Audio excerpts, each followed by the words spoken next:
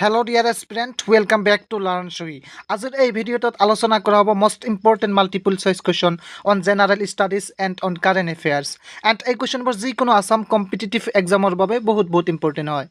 So আপুনি যদি যিকোনো আসাম কম্পিটিটিভ এক্সামৰ বাবে প্ৰিপেয়াৰ চলাই আছে তেন্তে এই ভিডিঅ'টো শেষলৈকে চাব। And আজি হৈছে day 3. So to the first question you can see, which is the longest river in India?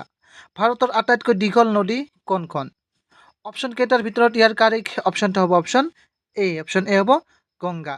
Ganga হৈছে ভাৰতৰ আটাইতকৈ দীঘল নদী। নেক্সট কুৱেশ্যন আপোনালোকে চাব পাৰিছে, when is national voters day celebrated in India? ভাৰতত ৰাষ্ট্ৰীয় ভোটাৰ দিৱস কেতিয়া পালন কৰা হয়? অপশন কেইটাৰ ভিতৰত কাৰেক্ট অপশনটো হ'ব অপশন এ হ'ব জানুৱাৰী 25। 25 জানুৱাৰী তাৰিখে ভাৰতত ৰাষ্ট্ৰীয় ভোটাৰ দিৱস হিচাপে পালন কৰা হয়। Next question, who was the first woman president of India? ভাৰতৰ প্ৰথমগৰাকী মহিলা ৰাষ্ট্ৰপতি কোন আছিল? অপশন কেইটাৰ ভিতৰত ইয়াৰ কাৰেক্ট অপশনটো হ'ব অপশন বি। অপশন বি হ'ব প্ৰতিভা দেৱী সিং পাটিল। ভাৰতৰ প্ৰথম মহিলা ৰাষ্ট্ৰপতি আছিল প্ৰতিভা দেৱী সিং পাটিল। মনত ৰাখিব, this question is very important for upcoming competitive exam. Next question you can see, which is the highest civilian award in India? ভাৰতৰ সৰ্বোচ্চ অসামৰিক বঁটা কোনটো? অপশন এ আছে পদ্মশ্ৰী, বি আছে ভাৰত ৰত্ন, চি আছে পদ্মভূষণ এণ্ড ডি আছে পদ্মবিভূষণ। অপশন কেইটাৰ ভিতৰত ইয়াৰ কাৰেক্ট অপশনটো হ'ব অপশন বি। অপশন বি হ'ব ভাৰত ৰত্ন। ভাৰতৰ সৰ্বোচ্চ অসামৰিক বঁটাটো হৈছে Bharat Ratna. Next question, who is known as the missile man of India? ভাৰতৰ মিছাইল মেন হিচাপে কাক জনা যায়? অপশন কেইটাৰ ভিতৰত ইয়াৰ কাৰেক্ট অপশনটো হ'ব অপশন চি। অপশন চি হ'ব APJ আব্দুল কালাম। ভাৰতৰ মিছাইল মেন হিচাপে APJ আব্দুল কালামক জনা যায়। Next question, which planet is known as the red planet? কোন গ্ৰহক ৰঙা গ্ৰহ বুলি কোৱা হয়? অপশন কেইটাৰ ভিতৰত ইয়াৰ কাৰেক্ট অপশনটো হ'ব অপশন বি। অপশন বি হ'ব মাৰ্চ, অৰ্থাৎ মংগল গ্ৰহক ৰঙা গ্ৰহ বুলি জনা যায়। নেক্সট কুৱেশ্যনটো চাব পাৰিছে আপোনালোকে, who wrote the national anthem of India? ভাৰতৰ ৰাষ্ট্ৰীয় সংগীত কোনে লিখিছিল? অপশন এ আছে বংকিম চন্দ্ৰ চট্টোপাধ্যায়, বি আছে ৰবীন্দ্ৰনাথ ঠাকুৰ, চি আছে সৰোজিনী নাইডু এণ্ড ডি আছে মহাত্মা গান্ধী। ইয়াৰ কাৰেক্ট অপশনটো হয় বি। অপশন বি হ'ব ৰবীন্দ্ৰনাথ ঠাকুৰ। ভাৰতৰ ৰাষ্ট্ৰীয় সংগীত লিখিছিল ৰবীন্দ্ৰনাথ ঠাকুৰে। নেক্সট কুৱেশ্যন আপোনালোকে চাব পাৰিছে, which city is known as the silicon valley of India? ভাৰতৰ কোনখন চহৰক চিলিকন ভেলী বুলি জনা যায়? অপশন কেইটাৰ ভিতৰত ইয়াৰ কাৰেক্ট অপশনটো হ'ব অপশন বি। অপশন বি হ'ব বেংগালুৰু। বেংগালুৰু চহৰখনক ভাৰতৰ চিলিকন ভেলী বুলি জনা যায়। Next question, which is the টলেষ্ট mountain in India? ভাৰতৰ আটাইতকৈ ওখ পৰ্বত কোনখন? অপশন কেইটাৰ ভিতৰত ইয়াৰ কাৰেক্ট অপশনটো হ'ব অপশন বি। অপশন বি হ'ব কাঞ্চনজংঘা। ভাৰতৰ আটাইতকৈ ওখ পৰ্বতৰ ভিতৰত হৈছে কাঞ্চনজংঘা নাম্বাৰ 1ত। Next question, who discovered the zero'? শূন্য কোনে আৱিষ্কাৰ কৰিছিল? অপশন কেইটাৰ ভিতৰত ইয়াৰ কাৰেক্ট অপশনটো হ'ব অপশন বি। অপশন বি হ'ব ব্ৰহ্মগুপ্ত। শূন্য ব্ৰহ্মগুপ্তই আৱিষ্কাৰ কৰিছিল। Next question, which freedom fighter is known as Netaji? কোন স্বাধীনতা সংগ্ৰামীক নেতাজী বুলি জনা যায়? অপশন এ আছে Bhagat Singh, B Subhash Chandra Bose, C Chandrashekhar Azad and D Sardar Patel. Option কেইটাৰ ভিতৰত ইয়াৰ কাৰেক্ট অপশনটো হ'ব অপশন বি। অপশন বি হ'ব Subhas Chandra Bose. Next question, which Assamese personality is known as Kalaguru? কোনজন অসমীয়া ব্যক্তিক কলাগুৰু নামেৰে জনা যায়? অপশন কেইটাৰ ভিতৰত ইয়াৰ কাৰেক্ট অপশনটো হ'ব অপশন এ। অপশন এ হ'ব Bishnu Prasad Rabha. Next question, which lake is the largest in Assam? অসমৰ আটাইতকৈ ডাঙৰ হ্ৰদ কোনটো? অপশন কেইটাৰ ভিতৰত ইয়াৰ কাৰেক্ট অপশনটো হ'ব অপশন বি। অপশন বি হ'ব চনবিল। অসমৰ আটাইতকৈ ডাঙৰ হ্ৰদ অৰ্থাৎ লেকটো হৈছে Sonbeel. Next question, which tea garden is the largest in Assam? অসমৰ আটাইতকৈ ডাঙৰ চাহ বাগান কোনখন? অপশন কেইটাৰ ভিতৰত ইয়াৰ কাৰেক্ট অপশনটো হ'ব অপশন এ। অপশন এ হ'ব মনাবাৰী টি ষ্টেট, অৰ্থাৎ মনাবাৰী চাহ বাগান হৈছে অসমৰ আটাইতকৈ ডাঙৰ চাহ বাগান।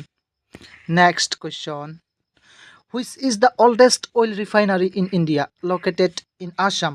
অসমৰ আটাইতকৈ পুৰণি তেল শোধনাগাৰ কোনখন যি অসমৰ ভিতৰত অৱস্থিত অপশ্যন এ আছে বঙাইগাঁও ৰিফাইনাৰী বি আছে নুমলীগড় ৰিফাইনাৰী চি আছে ডিগবৈ ৰিফাইনাৰী ইয়াৰ কাৰেক্ট অপশ্যনটো হয় অপশ্যন চি হ'ব ডিগবৈ ৰিফাইনাৰী নেক্সট কুৱেশ্যন চাব পাৰিছে আপোনালোকে which of this is not a programming language তলৰ কোনটো প্ৰগ্ৰামিং ভাষা নহয় অপশ্যন এ আছে পাইথন বি আছে জাভা চি আছে HTML এণ্ড ডি আছে মাইক্ৰ'ছফ্ট ৱাৰ্ড ইয়াৰ কাৰেক্ট অপশ্যনটো হ'ব অপশ্যন ডি হ'ব মাইক্ৰ'ছফ্ট ৱাৰ্ড প্ৰগ্ৰামিং ভাষা নহয় আৰু বাকী তিনিটা পাইথন জাভা আৰু HTML এই তিনিটা হৈছে প্ৰগ্ৰামিং ভাষা মনত ৰাখিব নেক্সট কুৱেশ্যন চাব পাৰিছে আপোনালোকে the Kumbh Mela is celebrated in which religion Kumbh Mela কোন ধৰ্মত উদযাপিত হয় অপশ্যন কেইটাৰ ভিতৰত ইয়াৰ কাৰেক্ট অপশ্যনটো হ'ব অপশ্যন বি হ'ব হিন্দুইজম হিন্দু ধৰ্মত কুম্ভ মেলা উদযাপিত হয় next question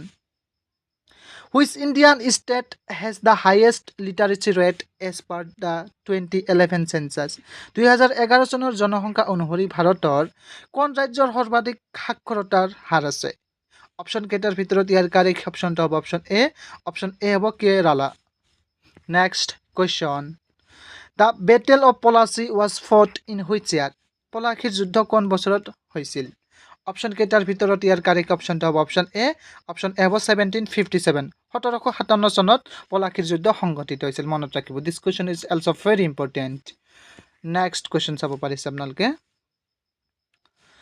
who was the first Indian to win N Oscar প্ৰথম ভাৰতীয় অস্কাৰ বিজয়ী কোন আছিল অপশ্যন এ আছে AR ৰহমান বি আছে ভানু আথাইয়া চি আছে সত্যজিৎ ৰায় এণ্ড ডি আছে ৰচুল পুকুটি ইয়াৰ কাৰেক্ট অপশ্যন কোনটো হয় আপোনালোকে কমেণ্ট বক্সত কমেণ্ট কৰি জনাব ঠিক আছে তাৰপিছত আমি আগবাঢ়িছোঁ কাৰেণ্ট এফেয়াৰ্ছ লৈ অৰ্থাৎ সাম্প্ৰতিক পৰিক্ৰমা ইয়াৰ প্ৰথম নম্বৰ কুৱেশ্যনটো আপোনালোকে চাব পাৰিছে who became the 47th president of the United States in January 2025 2025 চনৰ জানুৱাৰী মাহত আমেৰিকাৰ 47 সংখ্যক ৰাষ্ট্ৰপতি কোন হৈছে অপশ্যন কেইটাৰ ভিতৰত ইয়াৰ কাৰেক্ট অপশ্যনটো হ'ব অপশ্যন চি হ'ব ডনাল্ড ট্ৰাম্প 2025 চনৰ জানুৱাৰী মাহত আমেৰিকাৰ 47 সংখ্যক ৰাষ্ট্ৰপতি হিচাপে শপত গ্ৰহণ কৰিছে মনত ৰাখিব নেক্সট কুৱেশ্যন আপোনালোকে চাব পাৰিছে which organisation developed the Bharat Paul portal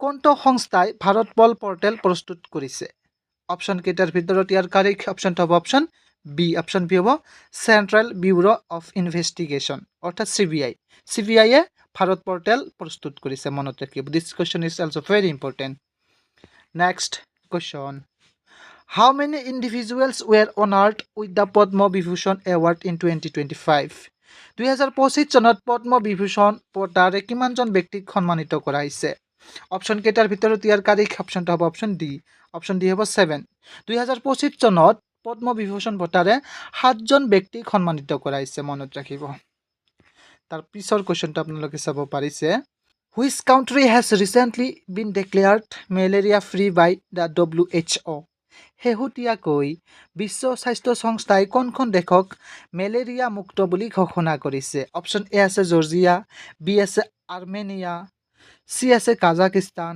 and D আছে উজবেকিস্তান ইয়াৰ কাৰেক্ট অপশ্যনটো হয় অপশ্যন এ হ'ব জৰ্জিয়াক WHO মেলেৰিয়া মুক্ত বুলি ঘোষণা কৰিছে So thank you for watching this video. Keep watching, keep learning.